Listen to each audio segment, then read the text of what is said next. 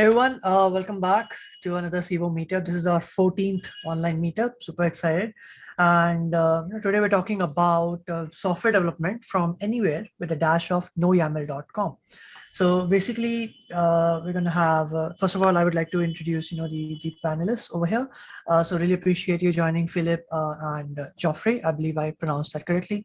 So yeah, today we're talking about, Philippe is going to share with us, about the talk which is called One Cloud IDE to rule them all. So basically, the idea is that often you need to demo like Philippe needs to demo GitLab features to help like the customers gain more insights about the CI/CD maturity and stuff. So having the ability to create and deploy infrastructure quickly for new demo environments, it's very crucial.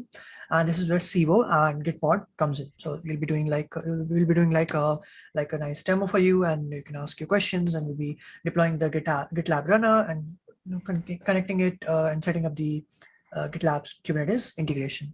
And we also have there was a recent announcement by Docker that regarding their pricing that has prompted some organizations to consider moving to like other alternatives such as Podman and stuff, which is also pretty good. But that's what Geoffrey will be talking about, which is what if the industry didn't use Docker. So let's first start with like a little bit more of an introduction. Philippe, would you like to go first? Okay, so I will start just now by sharing my screen and present myself at the same time.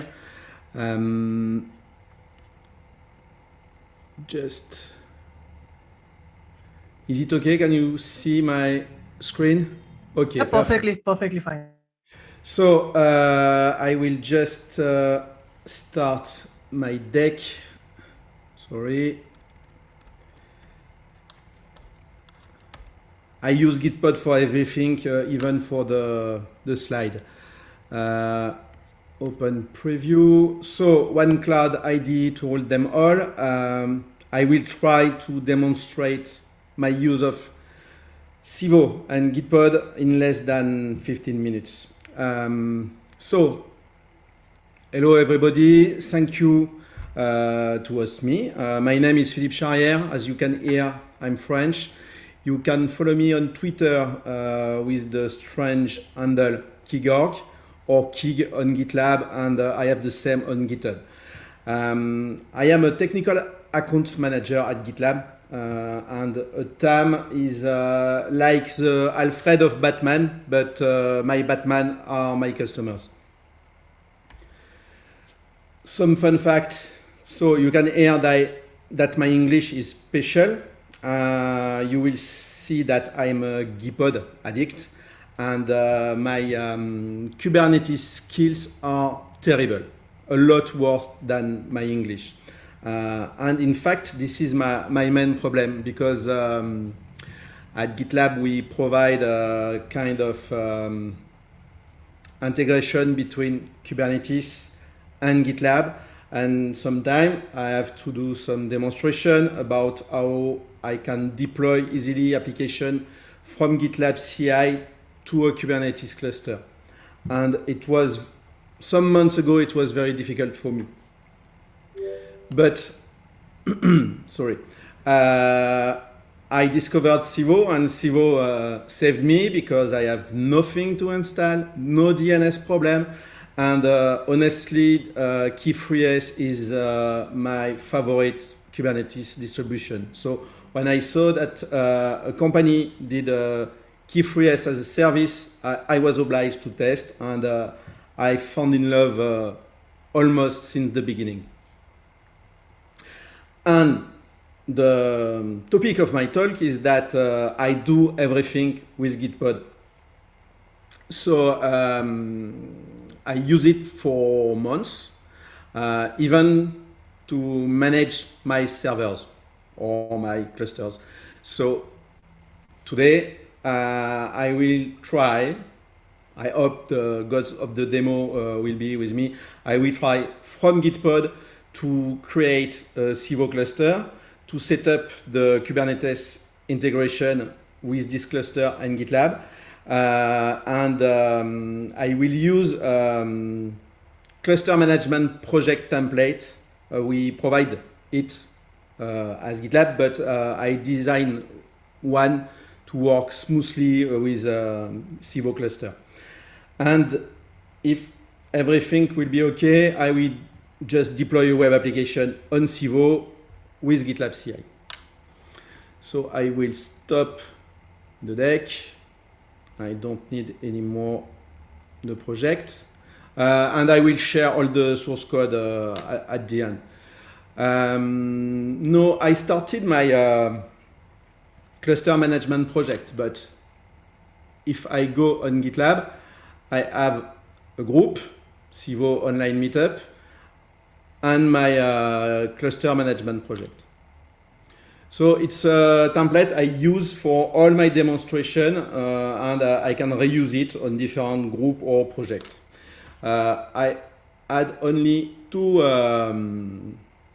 shell scripts, one using the Civo CLI to create the cluster, and the other to create the GitLab service account and to get the certificate and the access token to the cluster. It is a Gitpod project. So I have a Docker file, or a .github Docker file, sorry. I use it to install Key9s, sorry, and the kubectl CLI. And with the .gitpod.yaml, I load the Docker file, and then I install the Civo CLI. So I have everything to create and manage my cluster. So I will just start my first script. So you have to wait some minutes, but it's very, very quick and fast to provision a cluster on Civo. If I go on my Civo dashboard,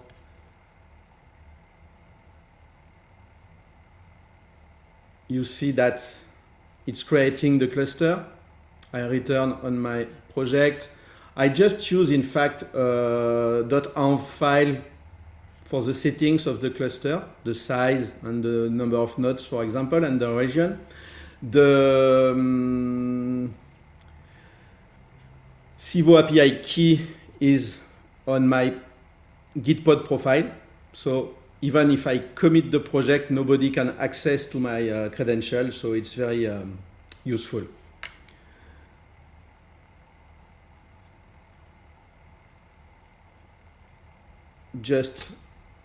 We need just some second more. So with the CLI, in fact, I add the key and I create the cluster. And after I will get the Kubernetes file config, and then I will be able to connect to the cluster from the terminal of Gitpod.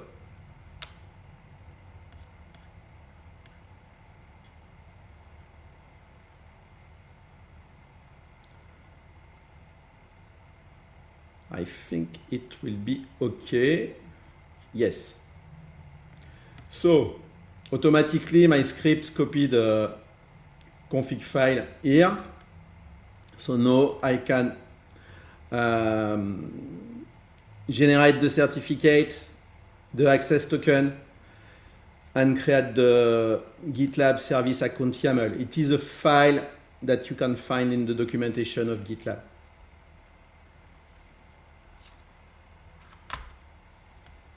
So the certificate is created, the token too. So now it's time for me to go again to GitLab. I need the URL of the API. I go in my group. I select the Kubernetes menu. I will integrate a cluster with certificate. I will name it Panda. I use the API URL.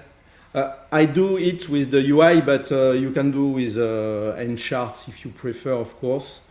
So I need the certificate.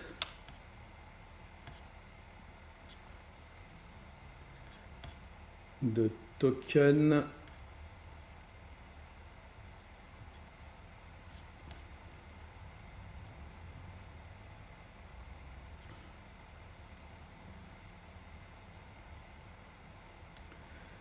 And I will add my Kubernetes cluster.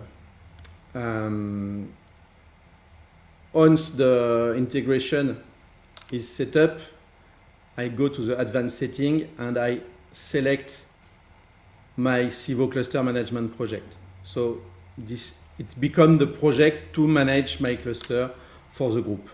And I save the change. I just check that in the settings of the CI/CD, for the moment, I will use the share runner.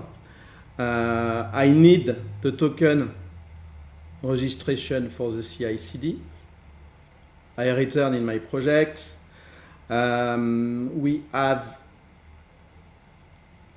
the template project provided by GitLab give all the chart needed to install application. I just need to install the GitLab Runner on Kubernetes. So I will change the value.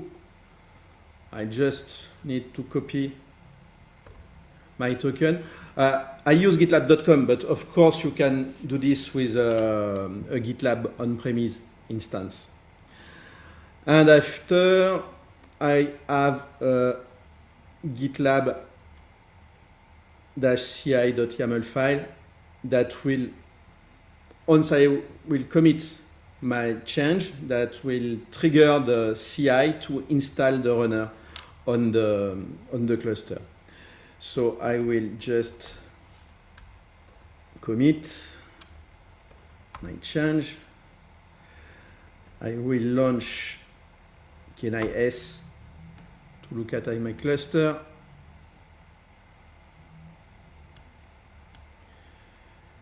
And if I go to my project,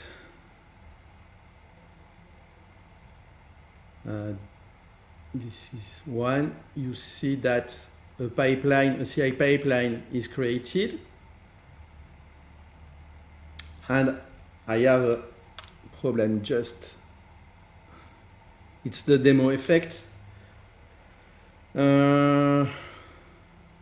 Winners. Okay, I think it should be better. Yes. So the first job is to test if everything is okay and if the cluster is compliant to install the different application. So right now the pipeline is not executed on the cluster, but with the share runner of GitLab. And the deploy job will deploy the Kubernetes executor or the Kubernetes runner on my cluster. So we need to wait. Normally on the Kubernetes side, we should see a new pod. Yes. So it's installing the GitLab runner. Don't need this project. So I think it's okay. Yes. Everything is okay on the cluster side. If I go in the CI settings of group again, you can see that I have my GitLab Runner executor on Kubernetes, so I don't need anymore the share runners. I just will change some settings. I don't want to have to put some tags to execute my job, so I will check this checkbox. I save the change. And now for all the projects of the Civo Online Meetup group, I can use the cluster. Sorry for the noise. I can use the cluster to run my pipeline and to deploy application. So for example, I have a project demo. I will just check that I'm using the appropriate runners. Yes, this is this one. It's a very simple project. It's a Fastify application. So Fastify is like Express.js, but it's the same thing. And I have a GitLab CI YAML file. It's a little bit complicated because I use it for a demonstration for my customer. But I will just build my HTML file. I will build a Docker image, and then after I will deploy the Docker image to host the web app on the application, on the cluster. Sorry. For that, I need to change something in the code. Up.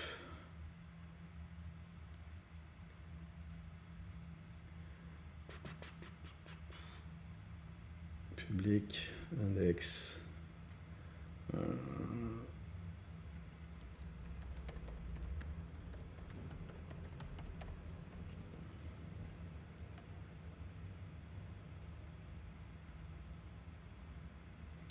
So I commit on master. It's not a good practice, but it's for the demonstration. So it will trigger a new pipeline.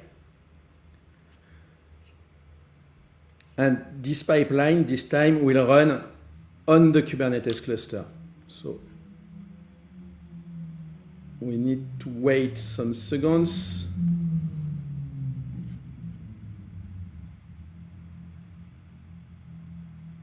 Sometimes there is a little bit delay on gitlab.com.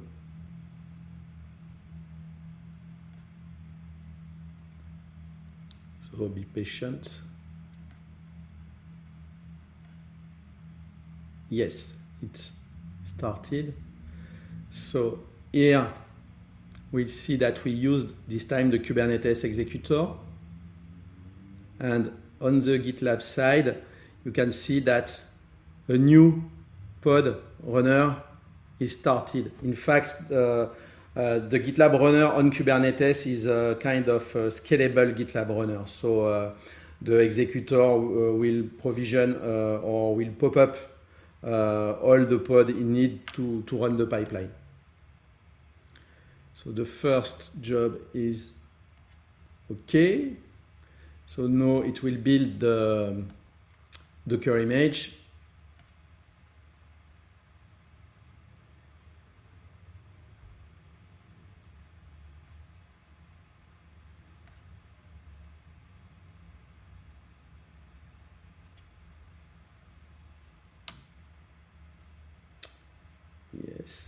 Yes.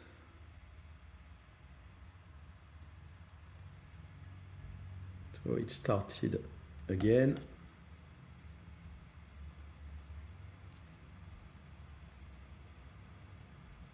And after the Docker image, the next job will be used to deploy the web app on the cluster. So I think in 1 or 2 minutes, it will be okay.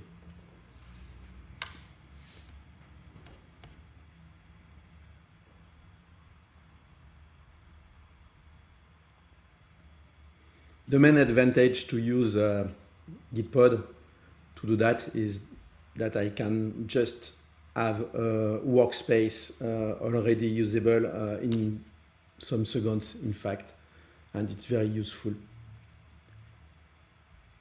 So the build is terminated, so soon we will have the deployment. I use the container registry of GitLab to host my Docker image, but you can use what you want.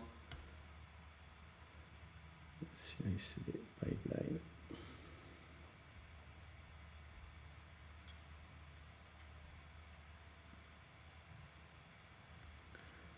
And I will deploy my web application on 3 pods.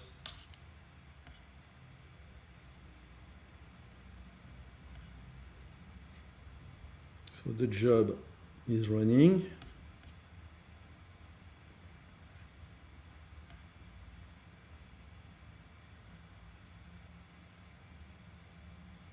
Okay, and I have a bug. Demo effect again. I think it deploy one pod. I will test a retry.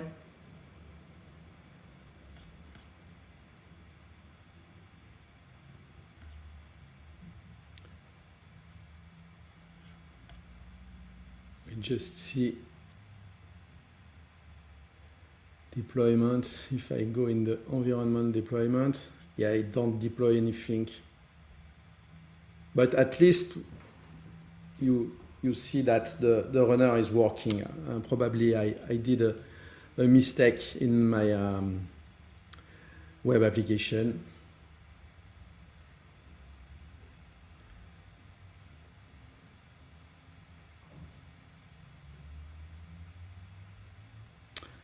I will try a last time.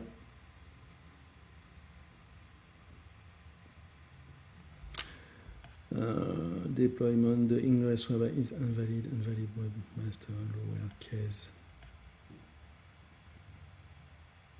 Oh yes, I know. I forgot something. I'm silly. Settings Kubernetes on scope. I need a base domain, so I will use the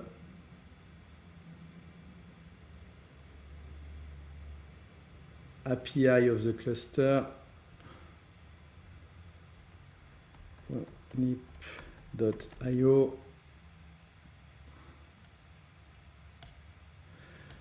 And I try a last time.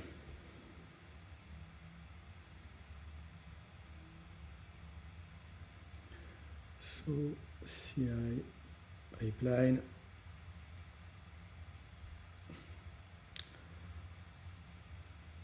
I don't know if running the last job will be enough. Yes, the YAML file had finally has no URL for the ingress, so it was impossible to deploy the pod correctly.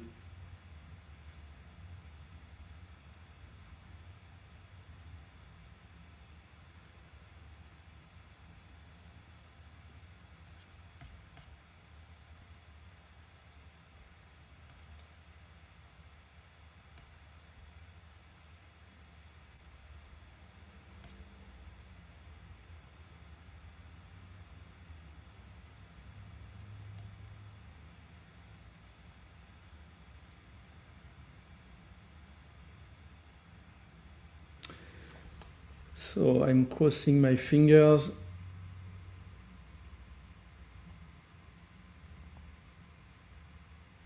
It seems better. So this time you see that I have my 3 pods, except the old one. If I go on the deployment environment, I have my pod deploy, and normally I have my web application deployed. So you see, except the issue on the demo, you see that it's very easy to create a Kubernetes cluster on Civo, and I don't need anything on my laptop except a browser. Sometimes I use only my iPad to do this, and it's very easy. So I'm done with the demonstration.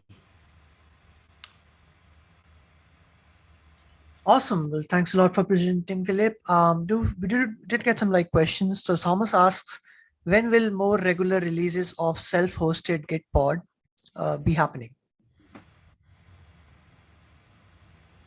Can you repeat, but slower?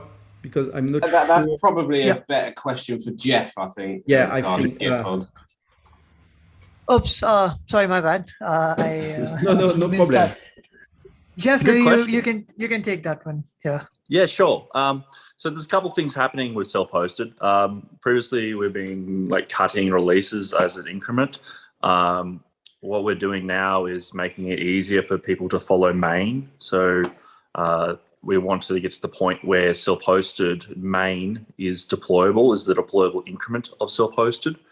So the answer is, if you look very carefully, you'll see nightly snapshots. That's self-hosted as it is right now. And instructions will coming in very shortly, like within the week, of how to start consuming that. If you look at the main source tree of Gitpod, you'll start to see references to an installer. So there's now going to be an installer that generates the YAML. So go have a look at that. So the answer is regular, as in all the time. And then from there, we do snapshots and certifying to a particular release. But it's been too long since the last release, so I feel you. Awesome, cool. Well, if anyone has any questions, like live questions, feel free to put it in the chat. But I believe we can move forward with Geoff, your session. Yeah, sure. Awesome. Hey, everyone. Thanks a lot. First of all, also thanks a lot, Philip, for presenting. It was a great session. Yeah. Thank you. Thank you, Philip. Yes, of course. Hey, everyone. I'm Jeff. I'm coming to you from a random workshop. My van is not on the road right now. I'm currently going through the 4th iteration of my build. I'll share out a website where you can have a look at the particular details. I'm a software engineer at Gitpod, and thank you, Philip, that you showed Gitpod in action. But like, just really before we get really into it, like, what is Gitpod? You might have seen VS Code there being used, but Gitpod is more than that. Gitpod allows you to essentially do software development from anywhere. And I'm normally traveling around Australia in a van doing software development from anywhere. Right now, I'm using an iPad because I started doing reinstalling of my normal laptop. And I'm able to do these type of things. Like, normally you wouldn't reinstall a laptop before a talk or all the rest because you have to build your software development tool chain. But for me, all I got to do is just click a link, similar to like Philip just showed. Like, I don't have developer tools installed on my local computer. We're going to change the focus across. Hello. Beautiful. Okay, yeah, so I don't have software development tools installed on my local computer. So this is coming to you for an iPad. What Gitpod essentially is a developer environment that runs in the cloud. The IDE by default is VS Code, but that's very easy to switch out to do something like Emacs or Vim or JetBrains. It really doesn't matter. The best way to kind of look at it is kind of like CI/CD for developer environments. So when you're doing your day-to-day work, like you make a change to a branch, we compile that entire branch in the software and we build a developer environment. So then when you go review your pull request, you like click a button and then you review that pull request and the developer environment starts up instantly because you're not waiting for a pull request to, not waiting for the software to compile because it's already been pre-compiled. So that's kind of Gitpod, but that's beautiful. So that's kind of Gitpod. I'm here today to kind of look at more of a philosophical question, like what happens if the industry didn't use Docker, right? Just because something is popular doesn't mean it's good. Docker is good software. Don't get me wrong there. I'm not saying Docker isn't good software. I'm saying it came along and fixed a pain point in our industry, and that pain point was how to ship software and transport software. If we look at the internals of what Docker really is, it's essentially tarballs. Like all the individual layers and individual tarballs. It's a way of shipping software between between co-workers and developers. But if we look at the first line in most Docker images, you'll see there's problems already on the first line on every single Docker file out there. And line 1 of a Docker file is sudo apt-get update. Like sudo apt-get update. Right? You're probably thinking, like, what's wrong with sudo apt-get update? Well, it comes down to as soon as you do that, you no longer have reproducibility of software. Like, sure, you can bake that Docker image and you can share that Docker image with a coworker, but if I do it today and you do it tomorrow to building that image, we're going to get two different binary artifacts that are not reproducible. So I'm going to start looking into some software that's been around for a very long time. Now, what I hope to show in showing this software is introducing you to something that I got into this about 2.5, 3 years ago. And the learning path for this is excessive. It is huge. There's a lot that needs to be done for accessibility. It's one of the reasons why it hasn't been adopted as much. But those that do know it and those who stick around, it's kind of like a wink, wink, nudge, nudge between senior engineers. And it's a lot of cool things are built upon it. So I'll be sharing out my screen very shortly. For now, it's just me. And because I'm on an iPad, this video side of things will be dropping out. So I'll start sharing out the screen and we'll get into it. So I'm going to walk you through Nix as a high level feature benefits, what Nix can do that Docker cannot. Now, Nix has been around now for, wow, almost 15, 18 years now. Like it's old school technology, but is really, really cool. All right, so I'm going to share out my screen. Let me know if you can see my screen, please. Start coming through any moment now. Can see it now, yeah. Yeah, looks good. Beautiful. Okay, so that's my abstract, and that's a quick introduction. I'm going to walk you through my personal monorepo. And everything in my personal monorepo is built from source, and every component from my software engineering stack, like for my applications to my infrastructure down to the Linux operating system, is all compiled from source, and it's all 100% hackable. If you think about the typical way that you would work in, say, with open source software, is you consuming binary releases. Here, I'm not going to be consuming binary releases. Everything's source code, but it doesn't have the downside of source code with Gentoo, and I'll get into that. But first, I mentioned before, traveling around Australia in a van. My website's ghuntley.com.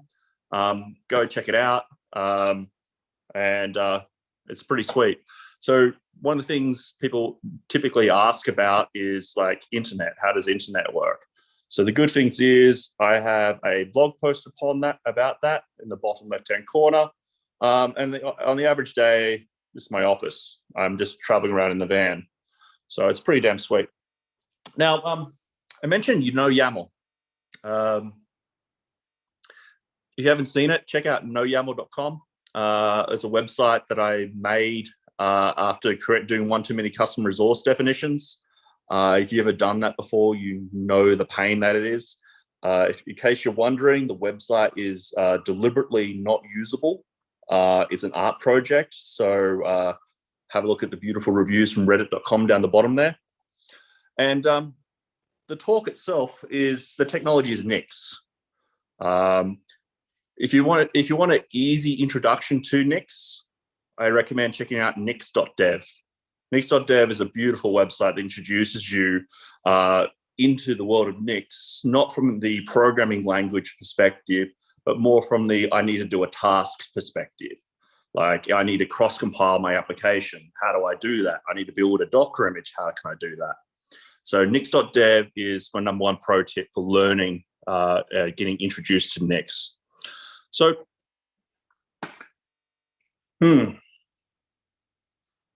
let's look at some fundamentals about Nix really quickly. If you think about how we build software today. How we build software today is still based around these concepts from the 1980s. In the 1980s, we had computers, and these computers, mid-range and big iron computers, you used to have multiple users on a computer. And thus we had this notion of the file system hierarchy standard, the FHS. So the file system hierarchy standard is the idea is like you've got to elevate your permissions to install software, right? Because back in the day, we used to do, when we were doing software development or working on these computers, it wasn't just one person on a computer, it was like hundreds of people on a computer. So they introduced this idea of a file system hierarchy standard, and the idea was anything to do with home goes in home, and anything to do installing software required root access. This is where sudo comes in. If you think about when you install software on a computer, you have to run sudo apt-get install or sudo install. But as soon as you install it, what happens is you're installing that piece of software into the file system hierarchy standard, but you can only install a singular version of software. You can only install a singular version of software. So I'm going to be showing you an example of installing .NET and showing an example of installing .NET side by side, two different versions of .NET side by side. And here, no sudo is used. There is no sudo at all.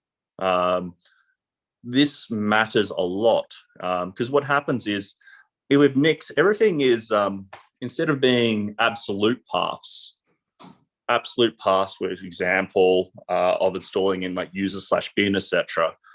Nix rewrites the software, so everything is under a directory called Nix store.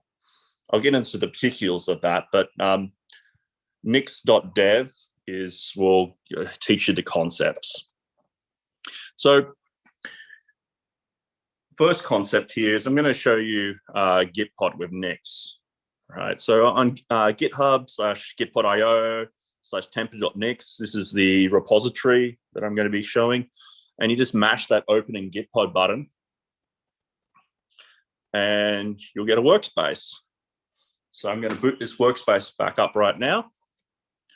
And I'm going to actually search for a package, say .NET.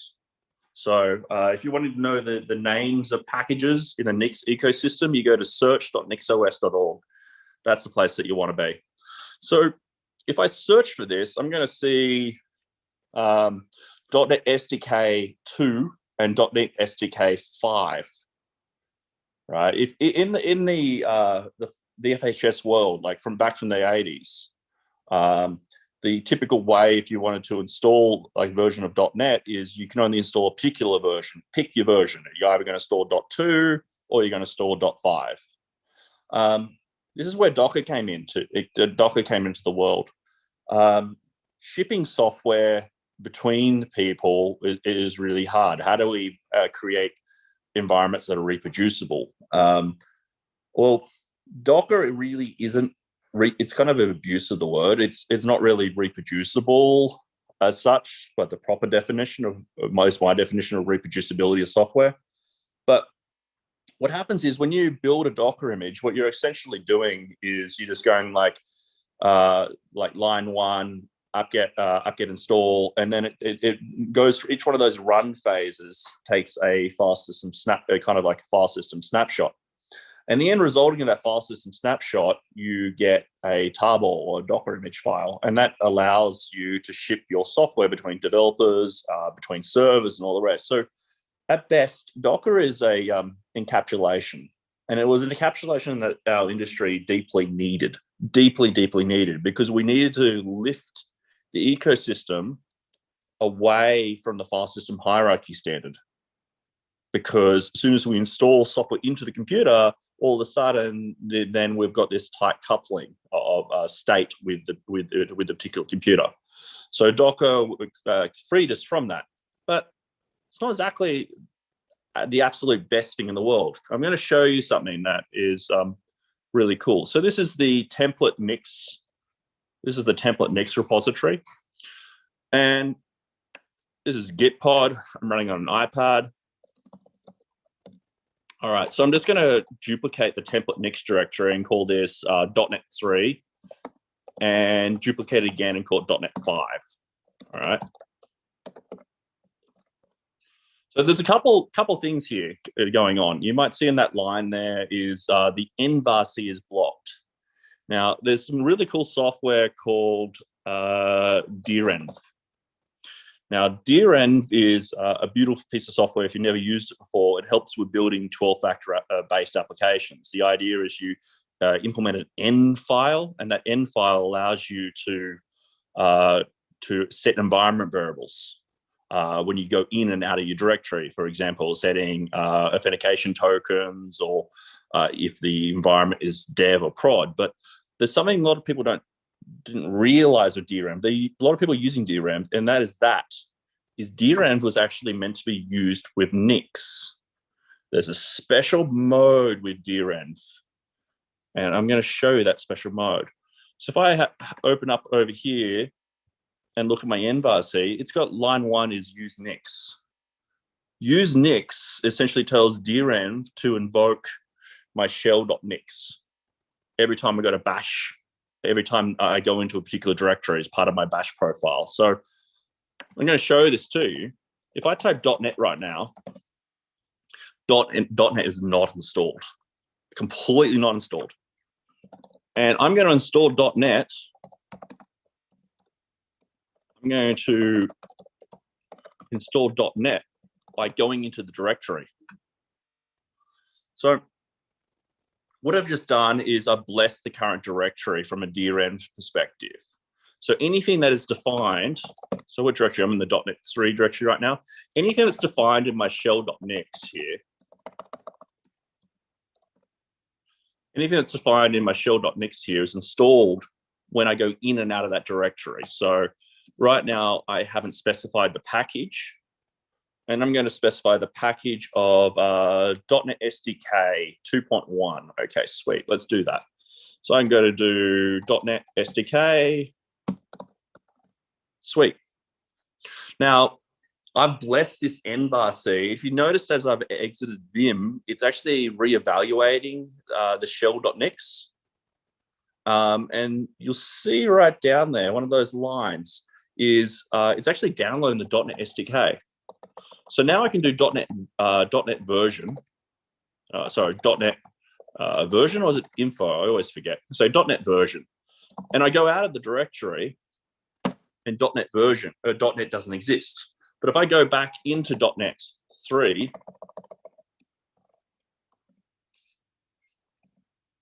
.NET's installed, right? And I can go back down here to, say, .NET 5, and I can do the same magic trick. I can go here and go .NET SDK, was it SDK_5. I'm going to bless this directory, and that's going to reevaluate my shell.nix.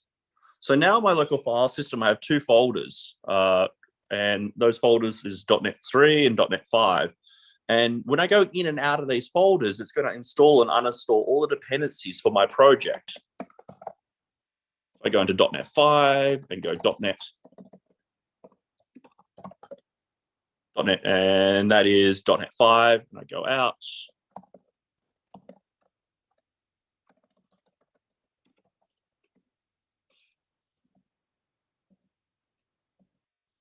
Run info, I'm back at .NET 3. So at no point here did I use sudo at all. Sudo is not used. And what's something that I need to really point out here is, you probably weren't wondering, like, where is this magic trick? Where is .NET being installed? It's been installed under the Nix directory. And you're probably seeing like a content hash there, a content char there. I'll get into the specifics into the next tab of how that all works. But the main thing to call out here is .NET is probably more of a naive example. A better example would be Ruby or Python. See, the problem with Ruby and Python is often you have package managers like you got things like virtualenv and you got RVM, etc. And those are only useful. Those are only useful if you're within that ecosystem. So if you are doing anything to do with Ruby and you want to compile Ruby gems, RVM is sweet, it works lovely. But as soon as you go outside of that ecosystem, especially in, say, Python, like C Python, or your dependencies in C, anytime you want to have a C dependency, all of a sudden you're in hell, because the package manager that you use, only handles the dependencies of Python or package manager dependencies of Ruby. So with Nix, what it does is it actually installs all the dependencies for that you define in your shell.nix, or it's as part of your expression, side by side. So you can have multiple versions of .NET or multiple versions of like C Python, and each version of C Python can have its own custom version of OpenSSL or a custom version of ImageMagick, and they can all run side by side, exactly like I showed. And it's not an issue because it's not installing in the FHS standard, right? The typical way that you would get around this with Docker is you'd build two different Docker images. And that works all right, but if you kind of want to use that Docker image, then all of a sudden, if you're on Windows, you're essentially running virtual machines with Docker on WSL2. Well, it's a little bit less with WSL2, but on Mac, you're running Docker on Mac, you're essentially running your software through a virtual machine. It's quite slow. So anyway, that's off there on the tangent. So what I'm going to show you is that's the idea that you can side by side install software. So, but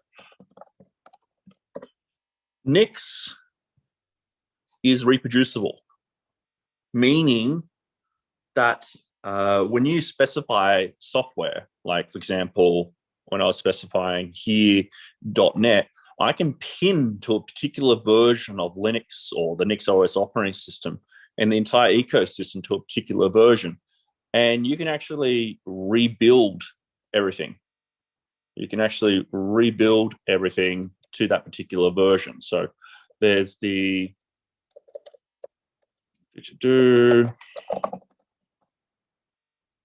R13Y. This is something you can't do with Docker. Like I started off with the narrative of saying Docker, you want to reproduce and build software. You can't. Line 1 is apt-get update, apt-get install. 2 co-workers, you can't reproduce the software. Reproducibility of software matters. And with Docker, we can't do that. Anyway, so anything that I'm showing you here can be used to generate Docker images. So Nix isn't, you don't have to go down this path and go, I want to do Nix or I want to do Docker. It's not like that. You can use both the ecosystems together. So I touched on it quickly, but Docker uses layers like the run one, etc.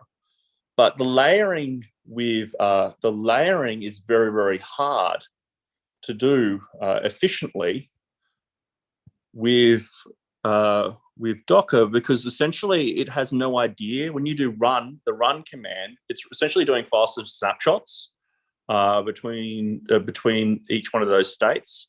Whereas with Nix, what's essentially happening is it preserves the graph. And because it preserves the graph, you're able to generate very efficient and highly cacheable Docker images, like really, really, really good, like a layer specifically, a layer just for Bash, for example, or a layer specifically for MySQL. And from there, that one particular version of that layer can be shared between all your infrastructure. So instead of duplicating, say, the binary size of MySQL in a Docker image in a layer across all your infrastructure, you just get a layer for that particular MySQL.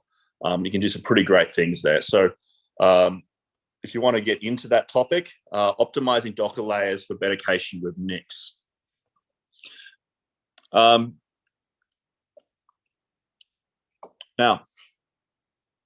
what I want to do is get back to the abstract.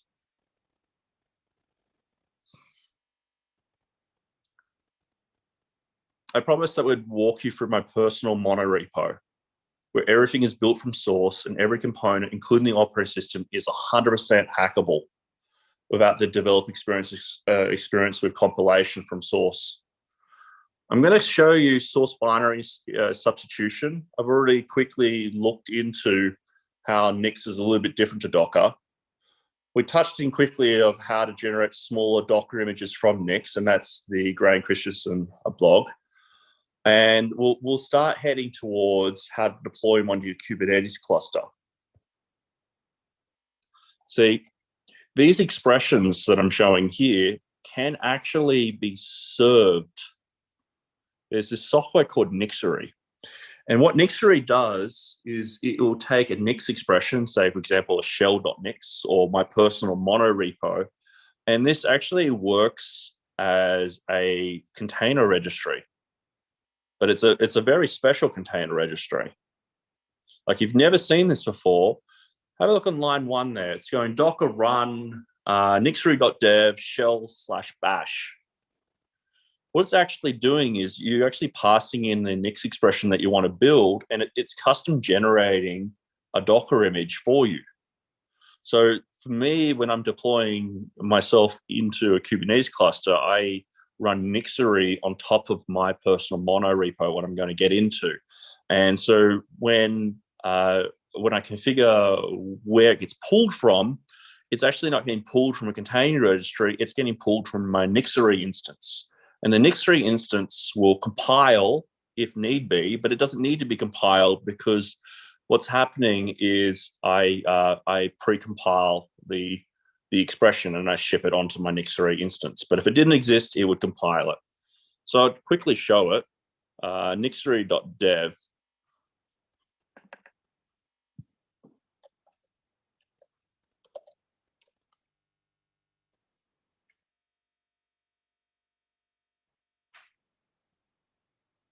Actually, for the sake of time,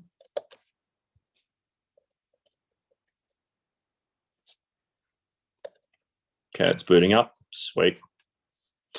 So I'm going to show you quickly nixery.dev.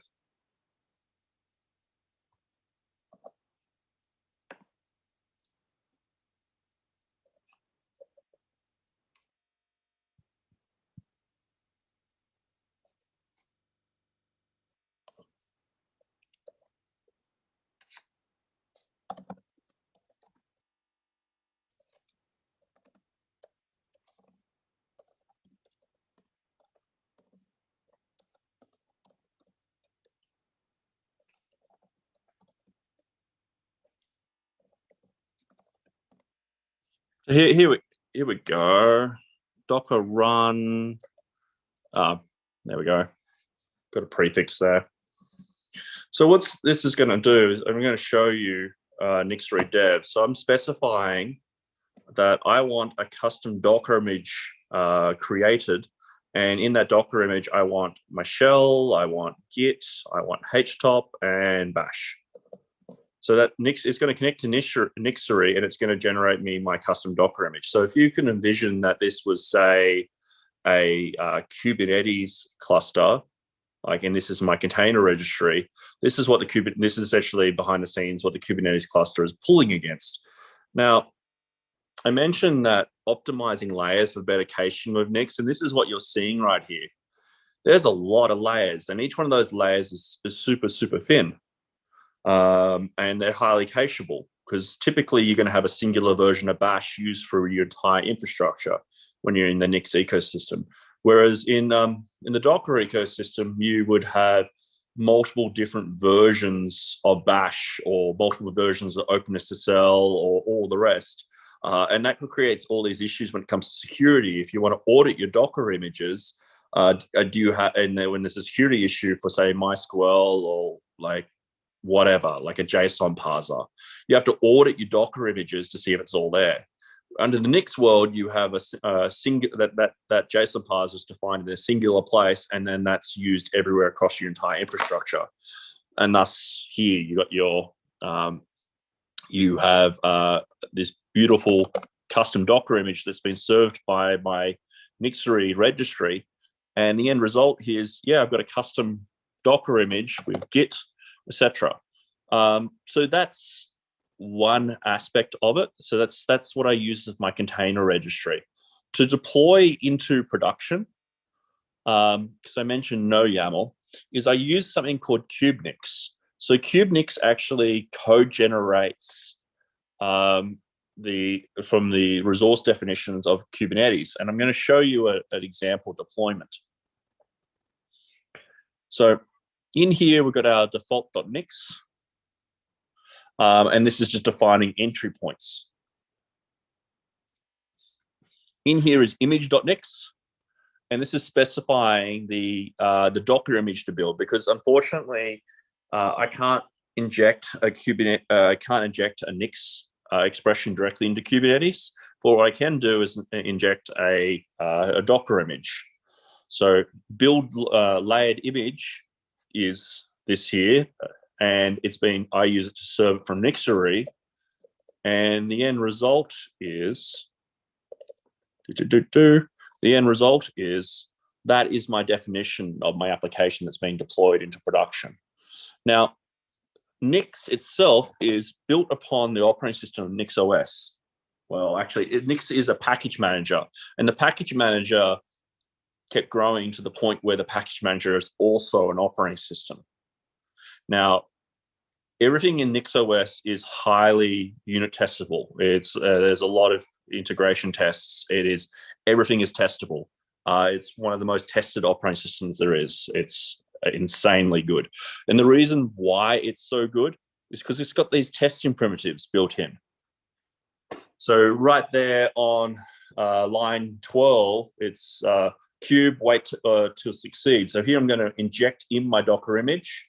I'm going to kube apply the Docker image. I'm going to check my deployment succeeded for my application. And this wait on succeed, etc. These are all NixOS or Nix primitives for testing.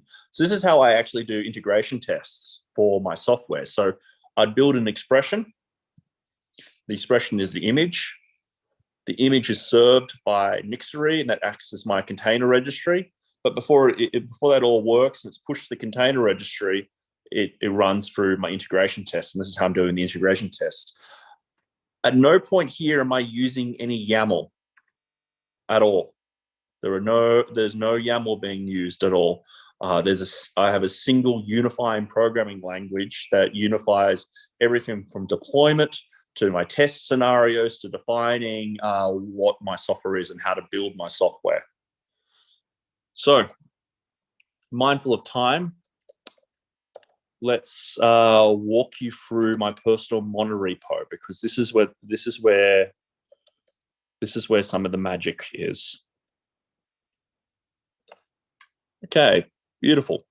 So if you go to github.com/ghuntley, that's my GitHub repository. There's an opening Gitpod button, and this will give you what you see here. Now, I'm going to walk you through the environment. So this is, I showed you template.nix. This is a scaled up version of template.nix.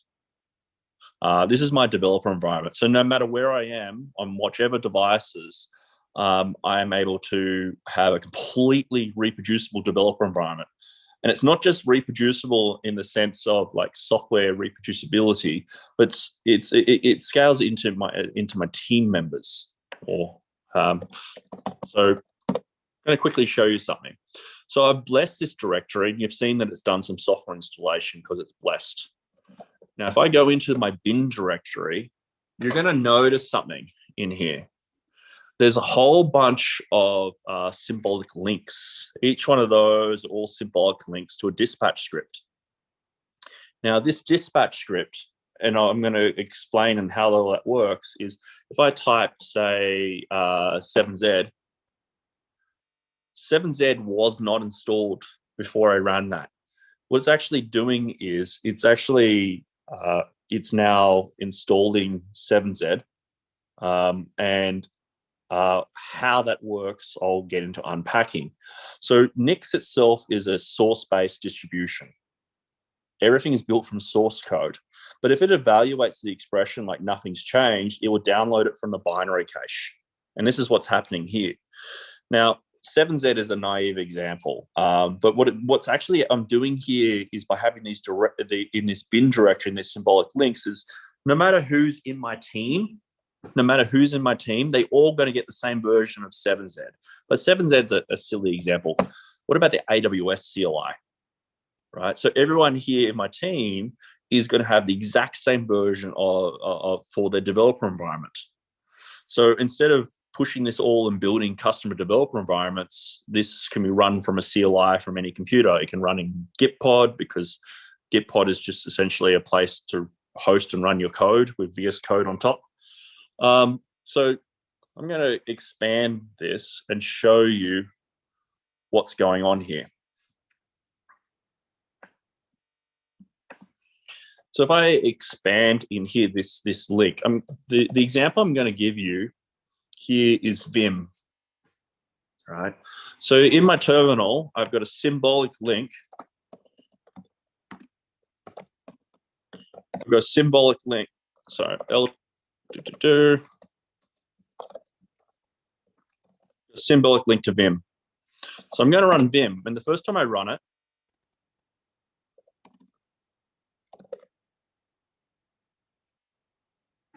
oh, this is the problem with doing things live.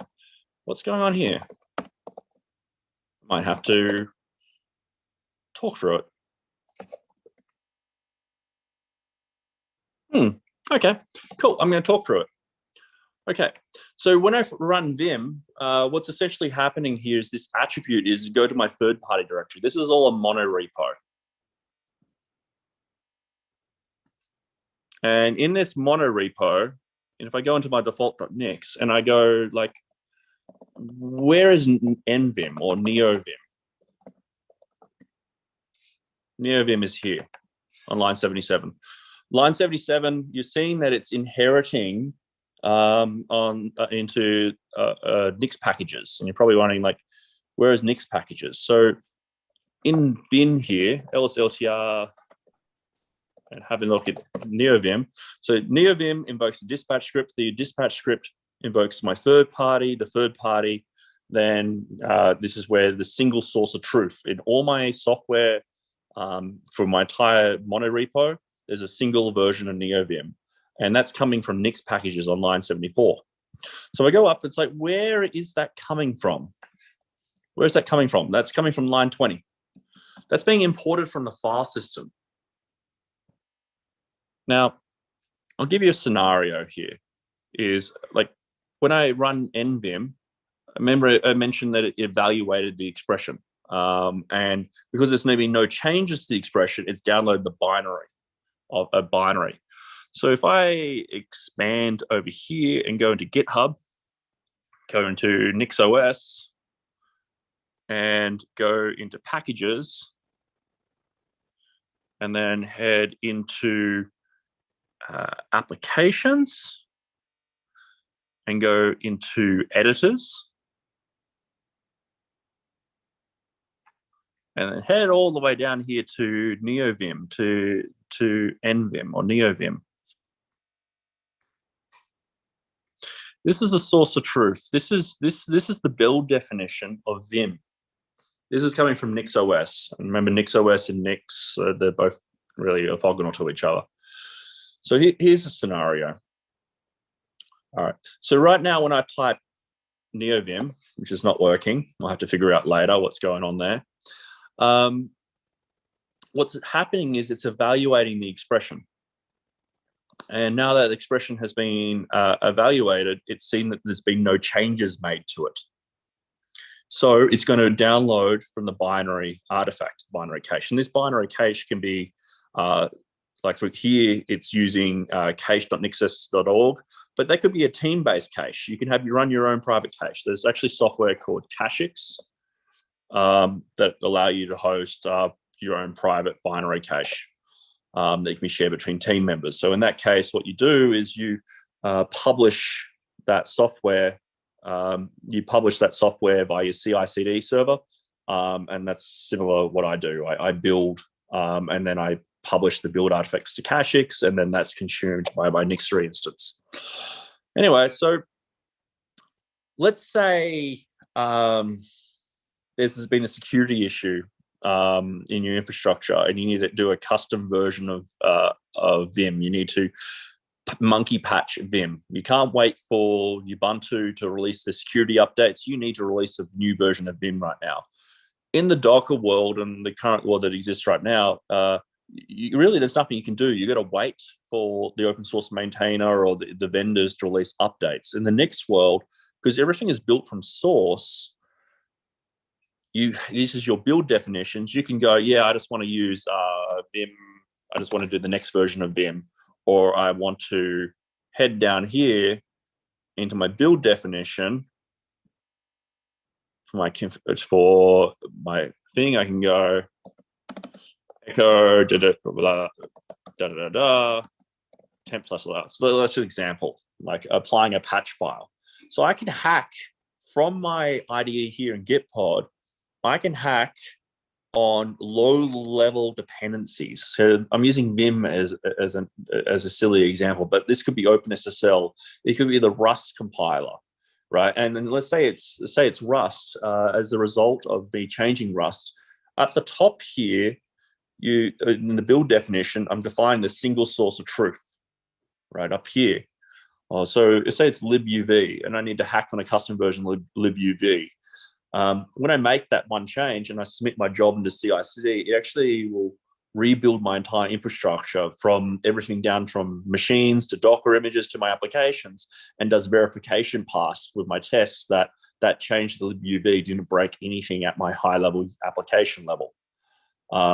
So what I'm getting at is I've got complete control. Typically in the Docker world, you don't have complete control of your software supply chain. Here I do. So because I've made changes to this expression, if I was to run Vim again, it would actually download the source of Vim and actually do a compilation.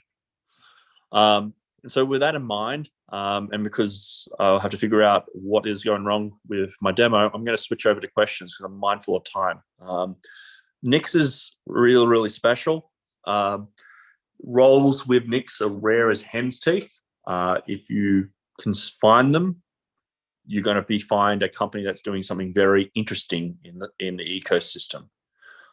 Nix is not something that you learn because you want to get the next shiny. Nix is not something you learn because you want to get the next shiny job in the IT ecosystem. It's something you learn because it's kind of like master tree. It's like knitting software. It's beautiful. But Nix.dev, if anyone ever wants to catch up and talk about Nix, I'm happy to show what I've shown in person again and help out. But yeah, open to questions. Awesome. Well, thanks a lot for the presentation. We did have some, like you already answered one of those, but someone asks how to build configuration for custom images. Yeah, so to building custom images, there's an expression called build.docker.layer.image. It's part of the built-in with Nix. But if you have a look at Graham Christensen's blog, cacheable Docker images with Nix, that will get into how the graph is a much better way of building a Docker image versus file system snapshots as used by Docker. Cool. Awesome. Well, thanks a lot for sharing. And Hannah asks, is this something you can utilize within an enterprise? Probably not, to be honest. Cool. It's something that maybe you could use it in an enterprise, but depends what's the enterprise. This is a tool that's kind of like passed around by word of mouth by principal engineers to other principal engineers, and because it fundamentally fixes a lot of problems that we have in the industry. It's used for bespoke purposes. like, yes, you can use it enterprise, but the knowledge isn't there yet. When you're first getting into it, you're like, oh, I just want to do this. And you're going to hit these walls, massive walls. And those walls prevent adoption. And it's only until we get more people talking about it, like as we are now, more people playing with it, working on the documentation, it's not a great experience currently. But it's getting better. It needs to be taught. It needs to be shown. It needs to be introduced slowly. It needs to be worked with the benefits. But if it's like, oh, you're using Nix and you want to just join in, people are just going to scream, because with Docker, they can just apt-get update and generate a custom Docker image. So yes, you can use it in industry, but the question is, and enterprise, but the question is, what enterprise are you using it? Companies such as, like, before Gitpod, there was AWS Cloud9 as a custom cloud IDE. Cloud9 is built upon Nix. Core infrastructure of Shopify is Nix. A lot of the stuff you're using in the Web3 market with crypto is all powered by Nix. It's used in banks. It's used all over the place, but it's very much a word of mouth technology. It didn't have Docker succeeded because it had a lot of venture capital money injection into marketing.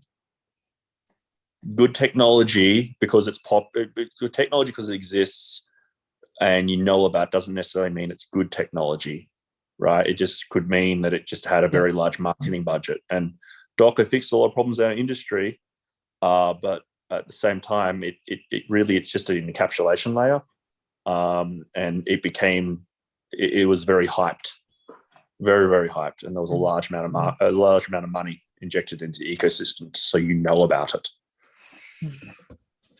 Awesome, cool. Well, thanks a lot for sharing, Geoff. There's one last question. Offer asks, will Gitpod support CI/CD, and will it support headless, that is development environment without an IDE? Yeah, so a couple of things is, I suppose there's not enough context to really be able to understand that correctly. We do CI/CD, but the CI/CD we do is we pre-compile your developer environment. So if I'll give you a good example, say you've got a web application. Say you got a web application. Typically, you would part of compiling that web application, you have to do a yarn install. But that yarn install might have C dependencies. So those C dependencies would need to be compiled if they're not already there. That could take some time. So say you're reviewing a pull request from a fresh state. Say you're reviewing a pull request from a fresh state, you would have to wait for that compilation time to happen, that package restore time to happen. If that was on your local computer, and you're like me, you're camping in the middle of nowhere, each one of those HTTP requests has a high degree of network latency, large amount of network round trips. But whereas with Gitpod, essentially your data center is your developer environment. So I can be running on a very marginal internet connection, and all those dependencies installed in the Google Cloud. But with Gitpod, getting back to it with CI/CD, is we can pre-compile the application, we pre-compile the installing the dependencies to build your developer environment. And that's what the line is, developer environment. We're not a platform for validating that your changes work to know if you can merge a pull request, right? At the end of the day, what Gitpod essentially is give us a Docker file and we will host it in the cloud for you, and an overlaid VS Code on top, or you can do Vim or Emacs. Give us a Docker file and we'll host it and run it. So your typical CI/CD scenario still exists, because what you do is you would build the Docker image, right? And then you validate that Docker image and use the same Docker image, hopefully, that you use in development as you do in production, hopefully. Yeah, I believe that answers the question. Cool, and we're a little above time as well. So I believe those are all the questions, but feel free to connect with, Geoff and Philip, and Yeah, well, once again, thanks a lot for the presentation and thanks a lot for joining. Geoff and Philippe, really appreciate it. And for everyone else who has, who is seeing, this is going to be recorded. You can watch it later on YouTube. Will also be separately, like individual docs will also be uploaded. So if you want to see like a particular portion, we'll be like adding thumbnails and stuff and timestamps and all these other things. Alrighty, well, really appreciate everyone else joining and giving your time, and especially Geoff, because I know it's really late for you over there. So, and yeah, Philippe, thanks a lot. All right. Thank you That was very it much. for the Civo 14